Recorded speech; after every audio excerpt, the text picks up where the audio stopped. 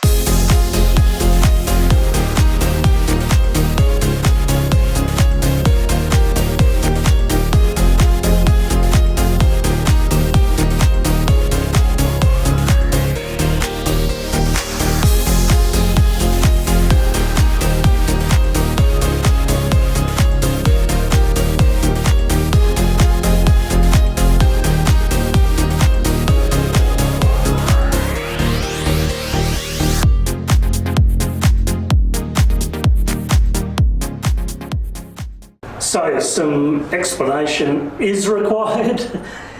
Here I am just carrying on working without explaining, sorry.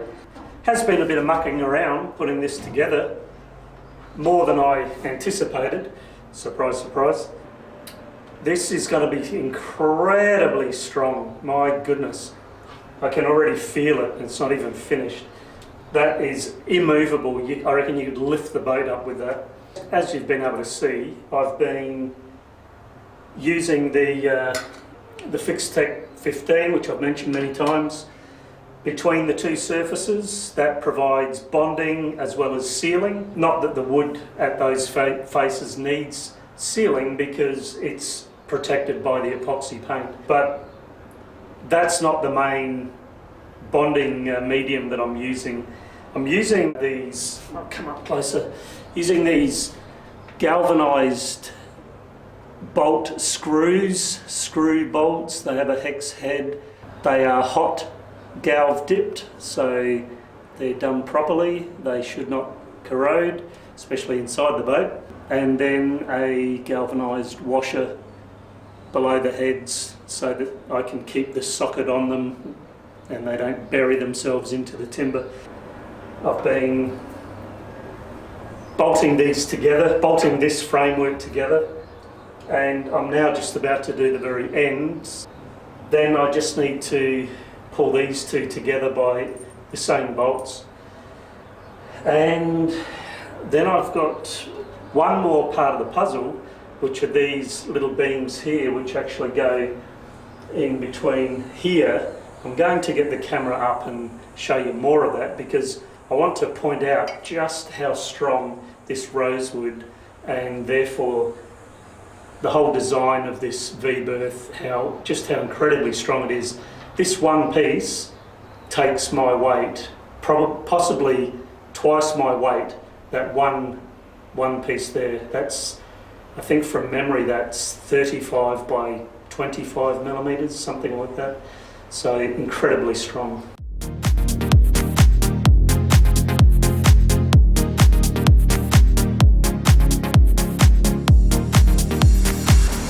Incredibly strong, which is just what I want.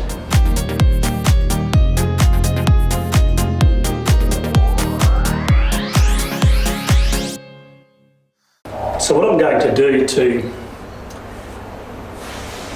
make a point of the strength of this wonderful and beautiful timber, I'm going to place this between those two hull floors. Now, it's probably only sitting on those hull floors by about 15 mil, maybe 20 millimeters, and I'm going to stand on top of that to demonstrate just how strong it is. And so this is only one beam that's going to be going in here, never mind the size of all of this framing that I've built in. It's just to illustrate how my plan and strategy is to build things absolutely just, I was going to say bulletproof strong, but that's not quite the right word, but just so strong that I'm going to never have problems with things failing or collapsing or whatever ahead. So here we go.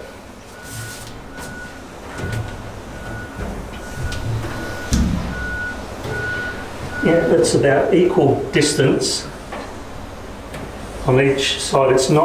It doesn't even sit over both of those whole floors. And here I go.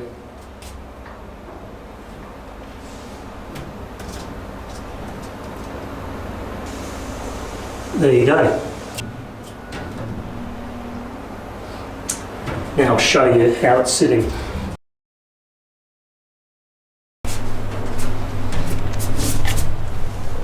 So that's sitting maybe it's 20 mil, because this distance here is 40 mil. And I guess you could say, round figures, that's probably sitting on there nearly halfway. Same with the other end.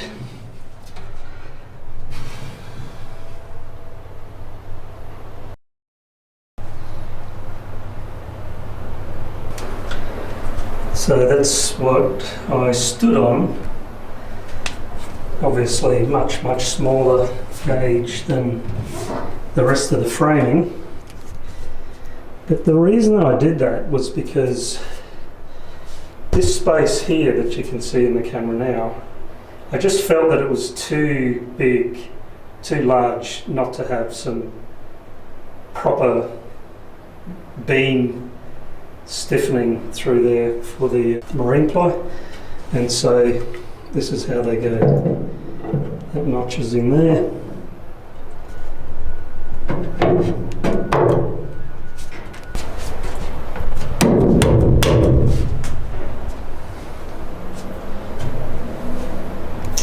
And obviously one on the other side, but you can see the difference. One side with, one side without.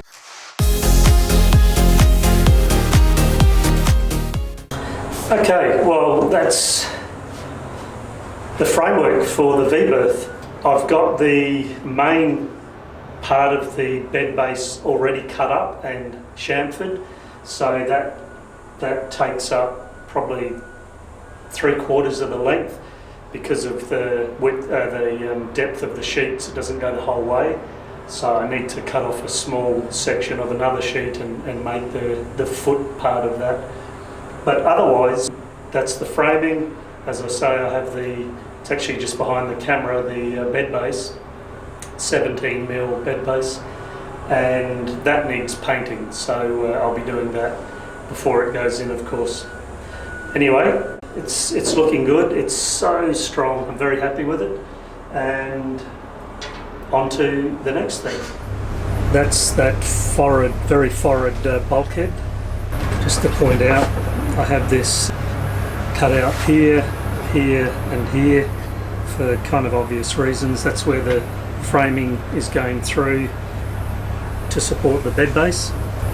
I wasn't sure exactly where they needed to be before I made this, so now that the framing's all in, I've marked all of that out and cut those out. So I'll just sand them now, give them a nice rounded edge for the paint to adhere properly. I've decided also, because the uprights interfere with these circulation holes by about half the diameter, so I'm going to punch another 2 holes in as well. As I mentioned before, this suffered from that sort of pinholes. To be honest, I'm not convinced it's the sandpaper. It might be dust. It kind of feels a bit gritty, so who knows. Regardless, I need to re-sand it all, which I'll do with the sander, give it another coat. That'll save any problems down the track.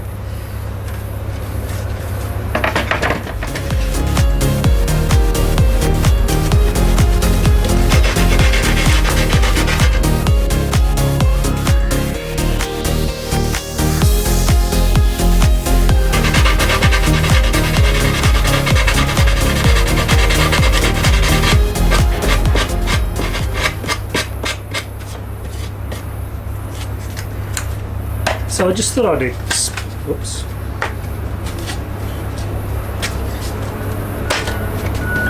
thought I'd explain a little bit actually regarding that sanding.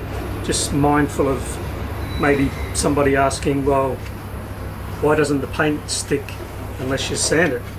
So the problem is, wherever you have really sharp 90-degree corners, or not even necessarily 90, it could be other angles, but wherever you have a really sharp corner, paint just doesn't cover that sharp corner and coat it.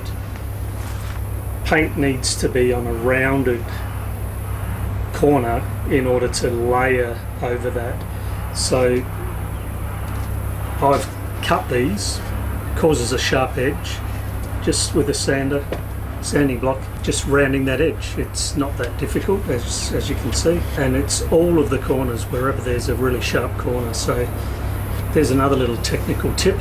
You need to round your corners, otherwise paint, whether it's epoxy or polyurethane, 2-pack, single pack, paint just doesn't like sharp corners.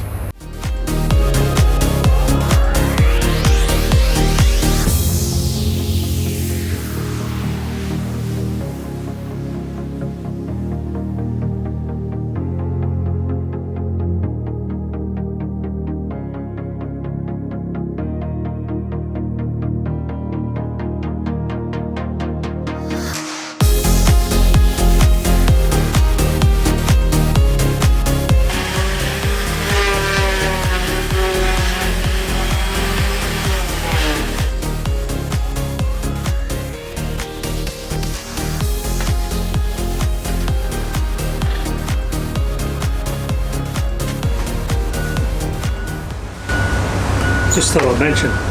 Wait, I'll sit down.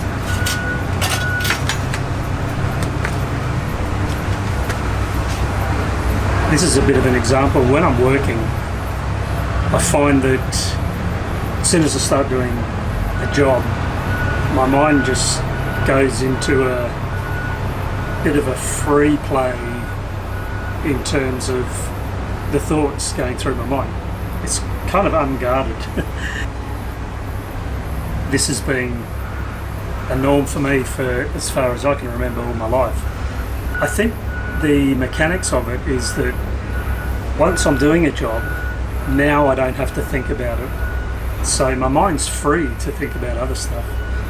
And so one thought that came through my mind was, as you've just seen, I've just punched 2 more holes in this small bulkhead to be used as ventilation holes, and they weren't in there originally. That wasn't my original plan. But the thing that I'm really enjoying about this whole stage of the boat building, the fit out stage in timber, is I'm making it up as I go, and it's actually a real freedom to be able to do that, to be able to do what comes up in your mind as good ideas and then implement them. Wait for this motorbike. So yeah, I just thought I'd share that it's just really nice to be able to be figuring this out along the way. I mean, basically I've got the principles of how to build, and you know, the internal design, I did that years ago, but in terms of the practical application of how it's all going to go together and exactly how it's going to work out, it's up for my decision, and that's a lot of fun, and it's a really precious position to be in, to be able to just do as I see fit and make the modifications along the way that I'm sure are better than my original thoughts. So just thought I'd share that.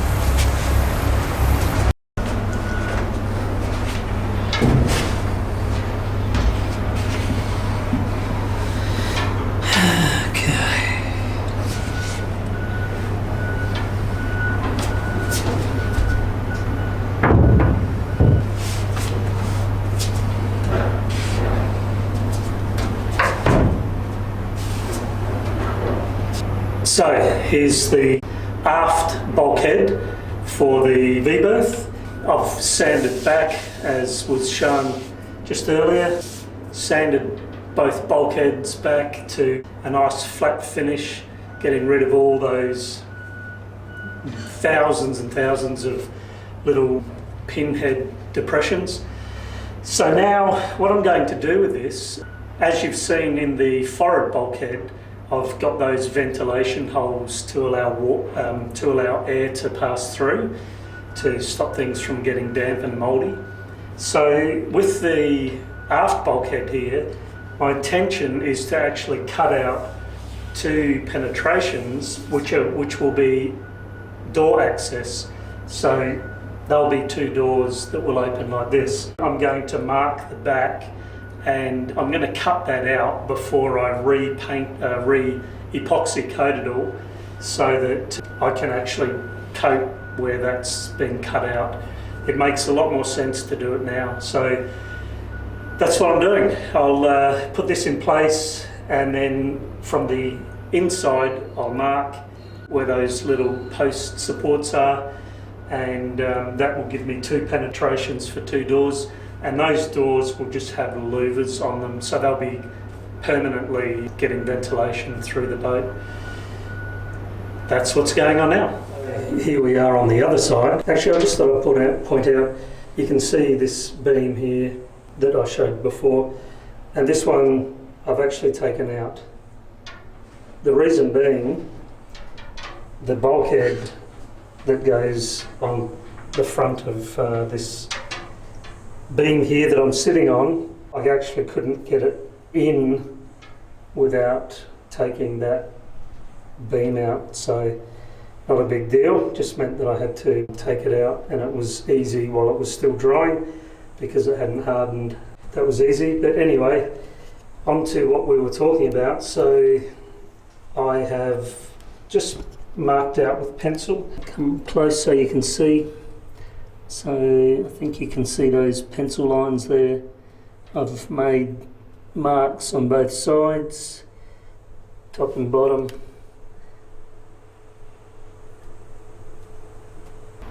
So those areas will be cut out.